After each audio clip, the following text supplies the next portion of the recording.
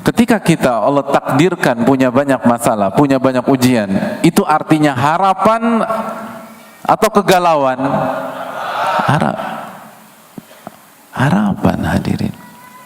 Karena semoga itu tanda dan harapan Allah mencintai kita. Dan masalah serta ujian tidak bisa dipisahkan dengan kehidupan. Karena karakter kehidupan dunia adalah darul bala, kata para ulama. Dunia itu tempatnya cobaan, tempatnya masalah, dan tempatnya ujian. Bismillahirrahmanirrahim.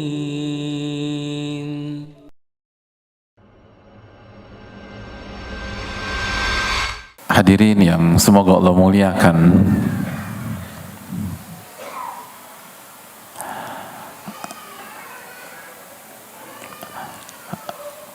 pada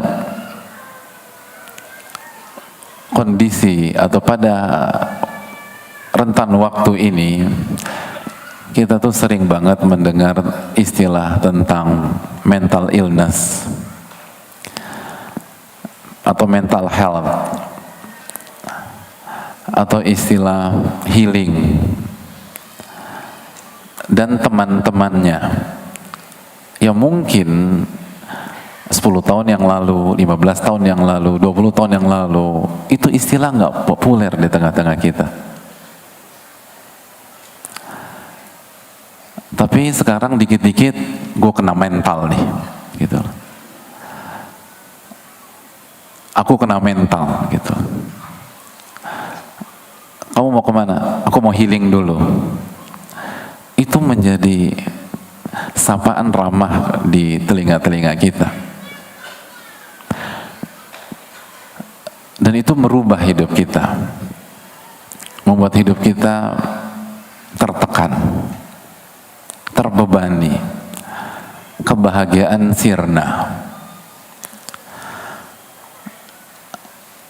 Hari-hari diisi dengan stres, lalu stres dan stres. Ada banyak orang kehilangan senyumnya, hadirin.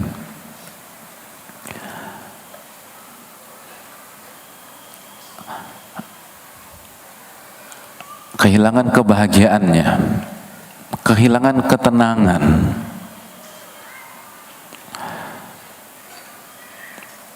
Lalu banyak di antara kita berusaha berpikir, apa penyebab ini semua? Lalu seringkali yang menjadi kesimpulan adalah karena kita sedang banyak masalah.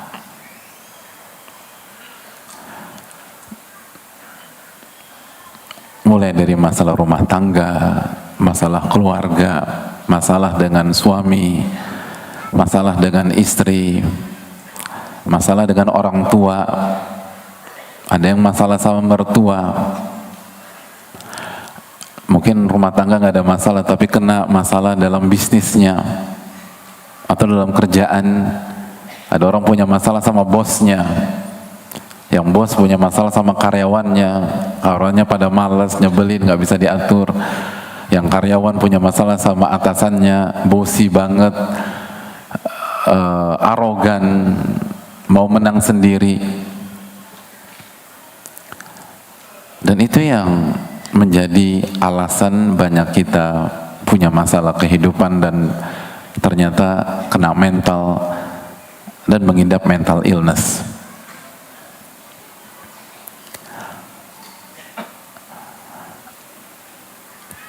Kira-kira begitu tidak kesimpulan banyak orang, hadirin sekalian?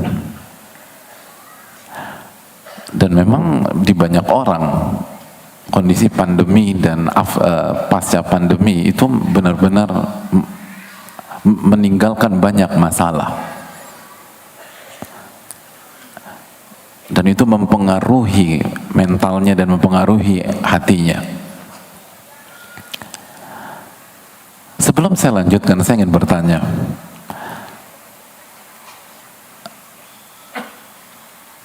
Siapa di antara hadirin sekalian yang nggak punya masalah di sini, angkat tangan. Yang nggak punya masalah. Yang masalah hidupnya dari lahir sampai hari ini cuman satu, gitu. Angkat tangan. 2,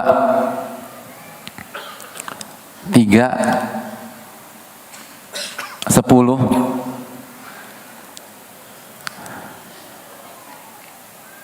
Yang punya banyak masalah? Oh, semuanya. Sedikit loh. Jadi yang lainnya maunya apa, hadirin?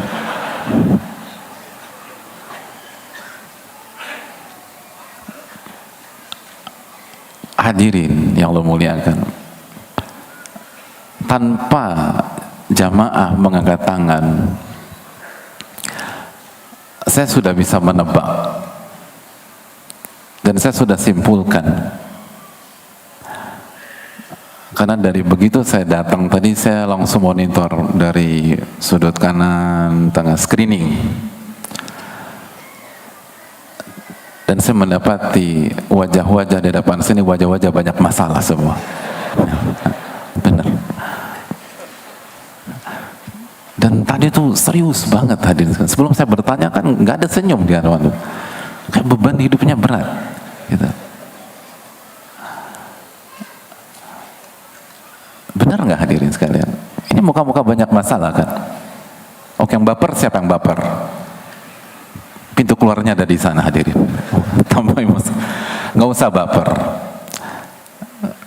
Karena yang di hadapan hadirin sekalian, ini pun muka banyak masalah. Kelihatan kan? Enggak. Ini muka banyak masalah. Karena yang membuat orang hancur bukan masalah hadirin sekalian.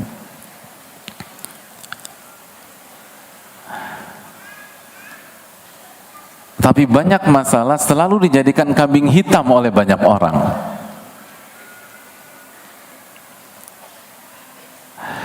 Jadi nggak usah minder punya muka banyak masalah, tenang aja. Ada yang ngangguk-ngangguk penuh harapan. Ternyata masih ada harapan Pak Ustadz. Masih, insya Allah. Kenapa demikian? Saya mau tanya sama kalian sekalian. Siapa orang yang masalahnya paling berat dan paling banyak?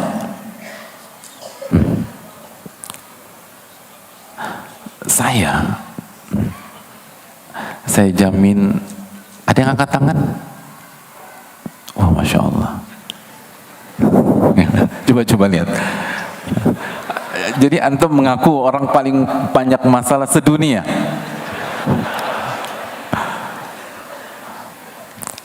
Hadirin, saya jamin tidak ada dalam masjid ini.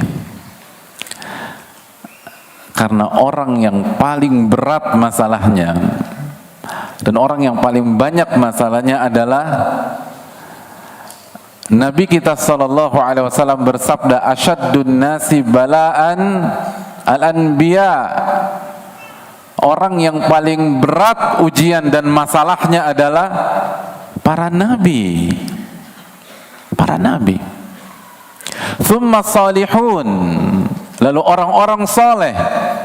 Thummal amthal fal amthal, lalu yang kesalehannya di grade berikutnya, lalu di grade berikutnya, di level berikutnya, lalu di level berikutnya. Maka kita bisa buat kesimpulan sederhana, orang yang paling berat masalah hidupnya adalah para anbiya, para rasul. Jadi punya banyak masalah itu positif atau negatif hadirin? Masya Allah. Mulai terangkat moral kita ya. Ternyata positif. Sudah bingung Pak Ustadz gitu. Ke masjid ini aja halu tadi. Saya nggak sengaja ke sini. Mungkin. Tapi apa? Dan dalam hadis Nabi SAW beliau juga bersabda, wa yubtalal mar'u ala hasabi dini. Dan seseorang itu diuji, diberikan masalah, diberikan cobaan sesuai dengan kadar agamanya, Jika agamanya tinggi kualitasnya, maka ujian dan masalahnya pun tinggi dan berat.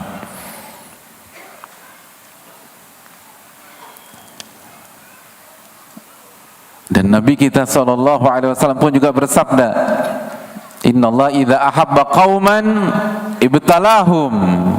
Sesungguhnya Allah Subhanahu wa taala kalau mencintai sebuah kaum, maka Allah akan uji kaum tersebut. Allah akan kasih masalah untuk kaum itu. Hadirin yang Allah muliakan. Jadi sekali lagi, punya banyak masalah, itu positif atau negatif, hadirin? Udah mulai bisa senyum sekarang ya. Awal-awal tadi nggak bisa senyum. Hadirin, positif.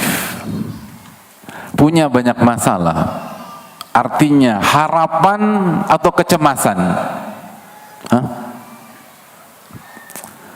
Ini masih galau aja, hadirin. Sekali lagi, punya banyak masalah, itu artinya harapan atau kegalauan? Kok nggak yakin, hadirin? Innallaha idza ahabba qauman ibtalahum. Allah itu kalau sayang kepada sebuah kaum, Allah akan uji dia. Berarti ketika kita Allah takdirkan punya banyak masalah, punya banyak ujian, itu artinya harapan atau kegalauan? Harapan, hadirin. Harapan. Karena semoga itu tanda dan harapan Allah mencintai kita.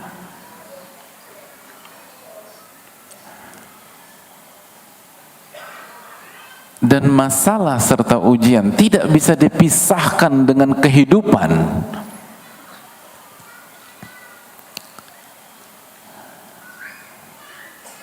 Karena karakter kehidupan dunia adalah darul bala, kata para ulama. Dunia itu tempatnya cobaan, tempatnya masalah, dan tempatnya ujian. Allah berfirman dalam surat Al-Mulk ayat 2 yang hadirin sudah ketahui, Alladzi khalaqal mauta wal hayata liyabluwakum ayyukum ahsanu amala. Dialah yang menciptakan kematian dan kehidupan. Untuk apa, hadirin? Allah menciptakan kematian dan kehidupan untuk menguji, ujian. Kehidupan sama dengan ujian. Kehidupan dan masalah adalah dua sisi mata uang yang tidak bisa dipisahkan. Sebagaimana istilah banyak orang. Dan itu yang dikatakan para ulama. Sebagian ulama klasik mengatakan apabila Anda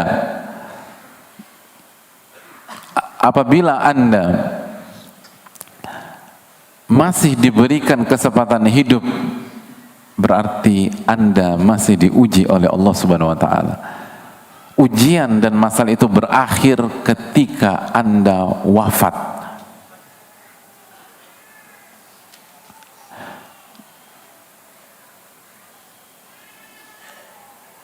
Makanya hadirin sekalian, kalau ada teman kita, doain kita.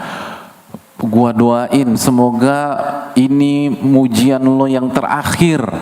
Mulai besok lo gak akan dapat masalah hidup lagi. Jangan diaminin. Itu artinya dia doain besok kita mati. Amin, amin. Lo emang BFF gua, bro. Ini orang nyumpain Anda mati. Ada masalah sama Anda itu orang. Mungkin hasad, mungkin benci.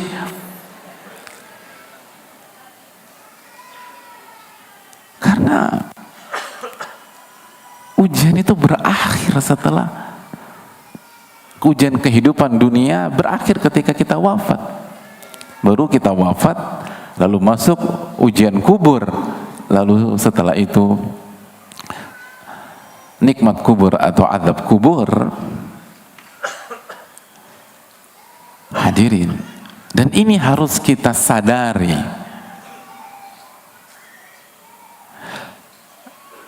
Karena kata para ulama,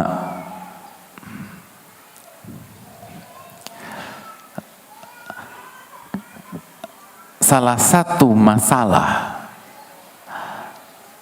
dalam kehidupan yang bisa membuat orang gagal jadi baik, gagal jadi bahagia, gagal jadi orang tenang, itu karena dia tidak sadar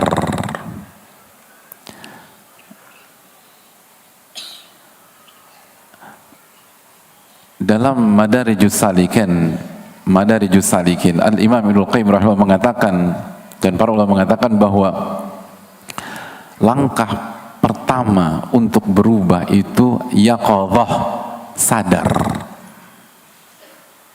dan sadar dalam skup yang luas, cakupan yang luas, dan diantaranya kita harus sadar karakter kehidupan dunia yang sedang kita jalani, sehingga kita nggak shock,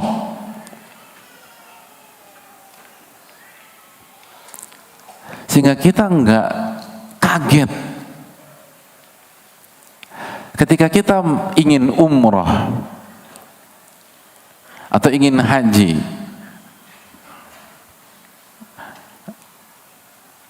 di musim panas misalnya, dan dari awal kita udah diwanti-wanti, ingat musim panas di sana itu bisa capai 50 derajat, bawa ini, bawa ini, bawa ini. Maka begitu sampai sana kita nggak akan shock, insya Allah, walaupun kepanasan. Atau ingin umroh musim dingin, dikasih tahu juga hati-hati musim dingin, dingin banget, itu bisa di bawah 10 derajat di Madinah khususnya. Maka persiapkan mantel, sweater, jaket dan lain sebagainya. Maka begitu kita masuk ke kota Nabi SAW, kita nggak akan shock. Kita harus sadar dulu apa yang akan kita hadapi. Kehidupannya seperti ini, hadirin sekalian. Maka masalah bukan penyebab mental illness, bukan penyebab hambarnya kehidupan kita, bukan penyebab hancurnya rumah tangga kita. Masalah itu bukan penyebab perceraian dalam rumah tangga. Betul nggak hadirin? Kalau penyebab perceraian adalah banyaknya masalah rumah tangga, insya Allah satu masjid ini cerai semua. Loh, siapa yang nggak punya banyak masalah dalam pernikahan? Benar nggak nih hadirin? Yang bikin kita berantakan, yang bikin muka kita kusut, yang bikin kita jungkir balik, yang bikin kita semraut, yang bikin kita halu, adalah karena kita tidak tahu ilmunya.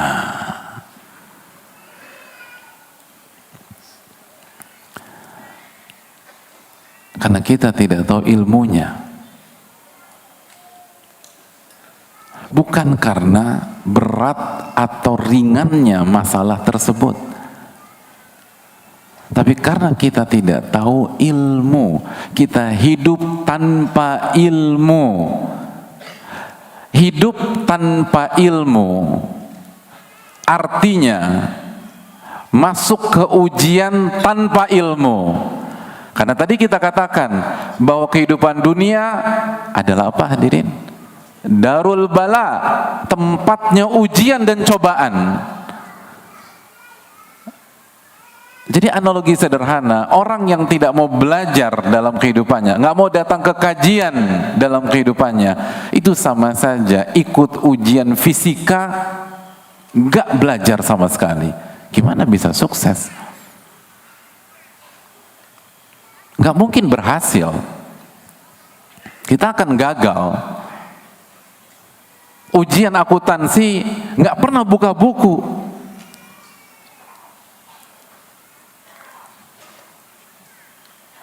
Bro, gimana? Udah belajar belum? Belum.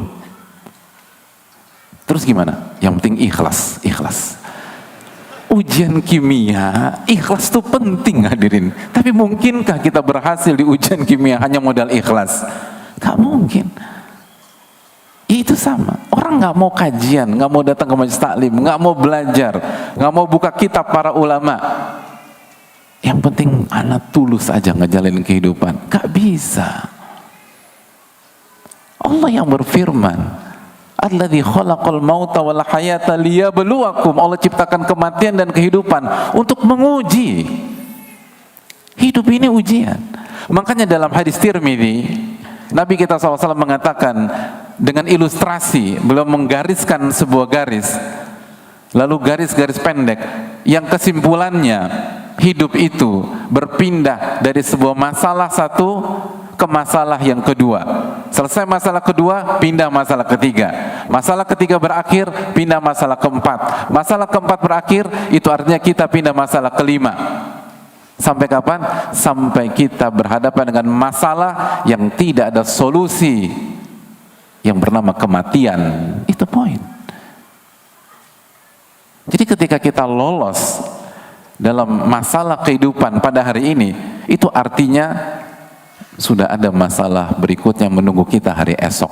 Bahkan seringkali nggak perlu nunggu hari esok, sorenya ada masalah lagi. Lalu bagaimana kalau kita nggak punya ilmunya, jamaah?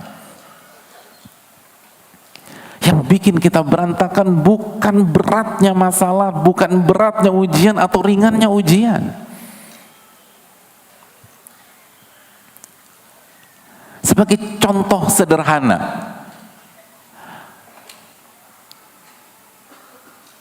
waktu kita sekolah dulu, SMA, mata pelajaran yang paling killer, mata pelajaran apa? Wih, tata boga. Luar biasa. Emang dari wajah-wajahnya wajah-wajah angka semua ini hadirin. Pelajaran paling, kalau pelajaran favorit apa? Pelajaran favorit? Olahraga.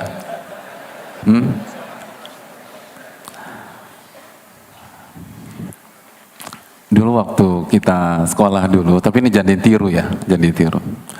Itu pelajaran paling favorit kita, fisika. Kalau kosong. Kimia kalau kosong. Matematika kalau kosong. Tapi kalau begitu gurunya hadir, banyak-banyak istighfar kita ini. Bukan karena guru dan mata pelajarannya, tapi kitanya yang lalai dalam belajar. Yang killer apa sih? Fisika, kimia. Contoh sederhana, apabila kita akan ujian kimia, susah dan gurunya killer gitu. Tibalah hari ujian dan gurunya saking killernya itu kasih soal cuman satu gitu loh. Jadi udah dead or life udah. Kalau nggak 100, 0 udah gitu. Cuman satu. Dan ketika kita buka lembaran ujiannya, ternyata itu ujian paling sulit sedunia selama kita hidup di dunia yang fana ini. Gitu. Nggak ada ujian lebih susah dari itu. Namun ternyata yang diujikan adalah materi yang kita pelajari tadi malam sampai jam 2:30 malam. Walaupun mulainya jam 2 gitu. Jadi pada isya tidur, kaget bangun jam 2, buka-buka buku fisik kimia, setengah jam ketiduran lagi, nggak sempat baca doa, lalu bangun subuh sholat subuh, baca zikir pagi, lalu berangkat sekolah, pas sekolah tawakal ala Allah, buka lembaran ujian, itu yang keluar. Itu yang keluar. Ini ujian susahnya minta ampun. Tapi sesuai yang kita pelajari tadi malam, walaupun cuma setengah jam. Saya ingin tanya, ada muka pucat tidak dari raut muka kita? Enggak. Keringat dingin? Enggak. Gimana ekspresinya? Nah. Kita akan bertahmid selama ujian. Alhamdulillah bi ni'mati tatimmus sholihat. Alhamdulillah, alhamdulillah. Senyum merekah di saat menjalani ujian tersebut. Optimisme, harapan, semangat,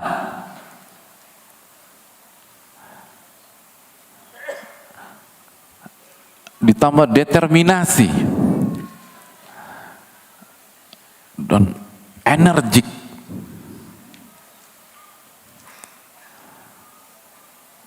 Tunggu dulu. Ini ujian sudah selesai atau belum? Hah? Belum, sedang ujian.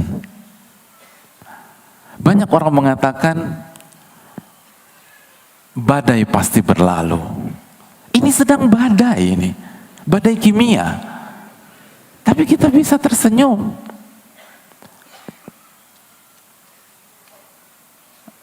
Konsep mengatakan setelah kesulitan ada kemudahan. Ya, tapi pada saat itu bukan konsep itu yang terjadi, tapi konsep ma'al usri yusra. Justru kita menikmati kemudahan di tengah-tengah kesulitan. Kenapa? Apa jawabannya?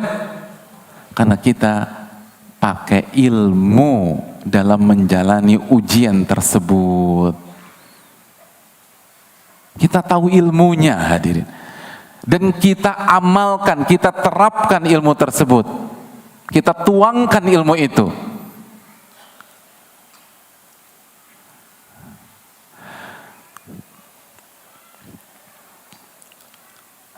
Lalu di tengah-tengah ujian, kita sempatkan waktu untuk menengok ke sebelah kanan kita. Pucet. Dan kita semakin puas. Nggak bagus ini. Ini nggak bagus. Oke, itu sebelah kiri kita lihat. Keringet dingin. Punggung udah basah. Semakin kita bahagia. Dan ini jangan ditiru. Hadirin, padahal yang sebelah kanan kita, sebelah kiri kita, ujiannya sama apa enggak? Apakah karena dia ujian mata pelajaran lain? Apakah karena sebelah kiri kita ujian mata pelajaran lain? Sama. Soalnya sama apa tidak? Sama, sama-sama susah. Kalau parameter kegalauan, hancurnya mental kita dan dropnya kita itu beratnya ujian, harusnya semuanya drop, semuanya pucat, semuanya keringat dingin. Tapi kenapa satu pucat, satu keringat dingin, satu bahagia? Karena ilmunya beda. Ilmunya beda. Selama ini kita fokus ke masalah, kita lupa ilmu tersebut.